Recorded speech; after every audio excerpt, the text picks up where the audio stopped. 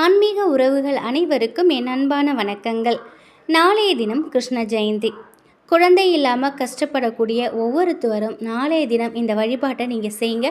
நிச்சயமாக அடுத்த ஆவணி கோகுலாஷ்டமிக்குள்ளே உங்களுக்கு ஒரு குழந்தை இருக்கும்.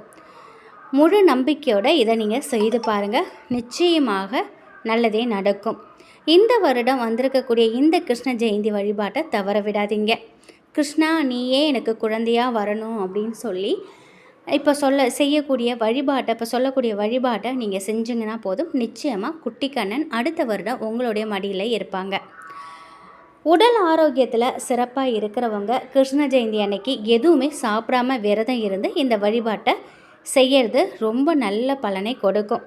முடிஞ்சால் கணவன் மனைவி 2 பேருமே சேர்ந்து இந்த விரதத்தை எடுக்கலாம். முடியாதவங்க மனைவி மட்டுமாவது இந்த விரதத்தை நீங்கள் எடுங்க.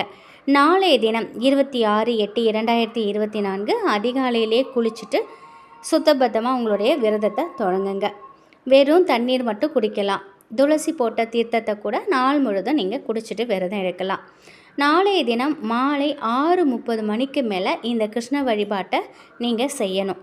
உங்களால் முடியும் அப்படின்னா, நீங்கள் ரொம்ப நாள் குழந்தைக்காக முயற்சி செஞ்சுருக்கீங்க, ரொம்ப வருஷம் ஆகியும் உங்களுக்கு குழந்தை இல்லை, எங்களுக்கு சரியாக அஷ்டமி திதியும் ரோகிணி நட்சத்திரமும் சேரக்கூடிய நேரத்தில் வழிபாடு செய்யணுங்கிற எண்ணம் உங்களுக்கு இருந்திருந்தால் இப்போ சொல்லக்கூடிய நேரம் செய்வதுங்கிறது ரொம்பவே சிறப்பானது. 27/8/2024 காலை 6 மணிலேருந்து 7:20 மணிக்குள்ளே அஷ்டமி திதியும் ரோகிணி நட்சத்திரமும் சேர்ந்து வருது. குழந்தை பாக்கியம் இல்லாதவங்க இந்த நேரத்தில் வழிபாடு செய்கிறது ரொம்ப ரொம்ப சிறப்பு. அப்படி இல்லை அப்படின்னா நீங்கள் 27ஆம் தேதி காலை வழிபாட்டை முடிச்சுட்டு மாலை 6 மணி வரைக்குமே நீங்கள் விரதம் இருக்கலாம் சாப்பிடாம. அழகான குழந்தை கிருஷ்ண பொம்மையை நீங்கள் வாங்கி பூஜை அறையில் வச்சு அதுக்கு அலங்காரம் பண்ணுங்கள். கிருஷ்ணருக்கு வெண்ணெய், அவல், பாலால் செய்யப்பட்ட இனிப்பு பலகாரம் நெய்வேத்தியமாக வைத்து விளக்கேற்றி தீபதூபம் காண்பிச்சு உங்களுடைய பிரார்த்தனையை மனமுருகி கிருஷ்ணர்கிட்ட வைங்க. முறுக்கு, சீடை, அதிரசம் இது போன்ற பட்சணங்களும் நீங்கள் வைக்கலாம். அது உங்களுடைய வசதியை பொறுத்தது.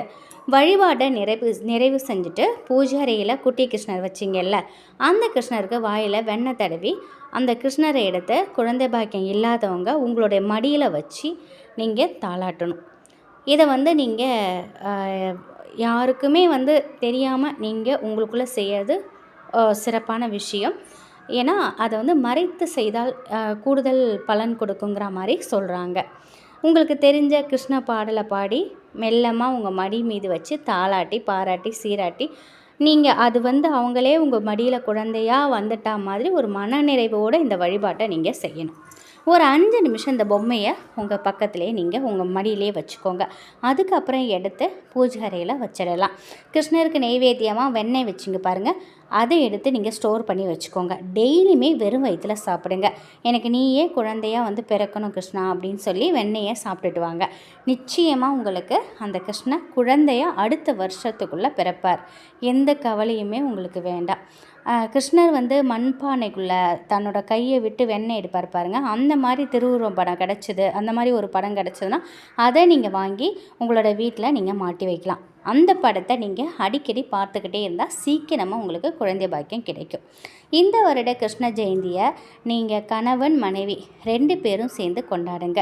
அடுத்த வருட கிருஷ்ண ஜெயந்தி அப்போ உங்கள் கையில் கணவன் மனைவி உங்கள் கையில் குழந்தையோடு நீங்கள் கொண்டாடுவீங்க. அதில் எந்த மாற்று கருத்தும் இல்லை.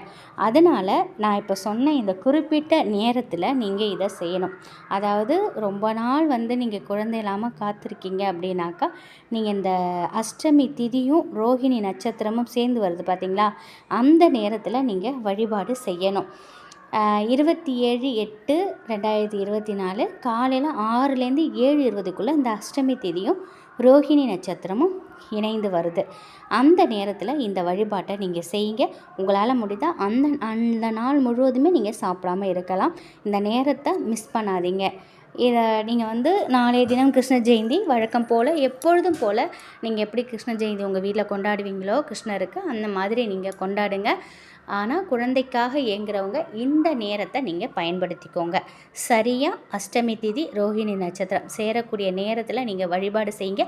உங்களுடைய எண்ணம் உங்களுக்கு நிச்சயமாக நிறைவேறும். அடுத்த வருடம், இந்த வருடம் கணவன் மனைவி நீங்கள் சேர்ந்து செய்ய போகிறீங்க. அடுத்த வருடம் கணவன் மனைவி குழந்தையோடு நீங்கள் கொண்டாடுவீங்க. இது உண்மையான வாக்கு. செய்து பாருங்கள். நிச்சயமாக இதோட பலனை நீங்கள் கண்கூட உணரலாம். நன்றி.